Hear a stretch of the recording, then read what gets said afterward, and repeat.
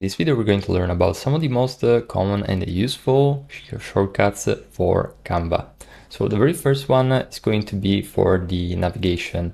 We're going to use Command plus and Command minus in order to zoom in and zoom out really quickly in our page. Now, apart from that, you can also utilize the very common shortcut of Command Z if you want to bring an item back.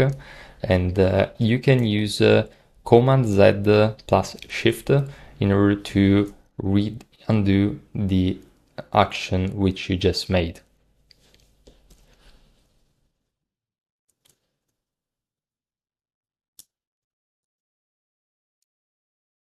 In order to undo the action which you just made. Apart from that, we have some other keyboard shortcuts which are going to be quite useful for adding elements, such as text, which is going to be prompted with the T keyboard shortcut. And as you can see, the moment I click on T, a new text element is going to appear. We also have the same for rectangles, which is R. And as you can see, we have a rectangle in our design. And also for other common elements like line, which is L, and also the circle, which is C. So for the very most part, these are easy to remember also because they are simply the first letter of that very element. Now, if I need to add a link to a specific website, for example, I can use the keyboard shortcut Command plus K, and I can add a link directly over here.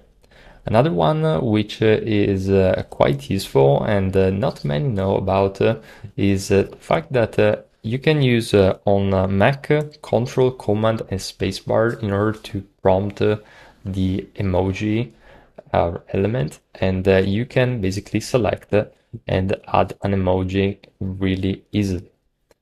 Now let's talk about some of the other elements and basic shortcuts which we're going to utilize all the time. Very common one which we use all the time is going to be the delete. So that is with the return key. And if I want to say group these two elements, I can use Command plus G in order to group them together. And if you want to ungroup them, simply use Shift Command plus G, and that is going to ungroup. So again, Command G to group and Command G plus Shift to ungroup. Very easy. If you wanted to lock an element, you're going to use Shift Option L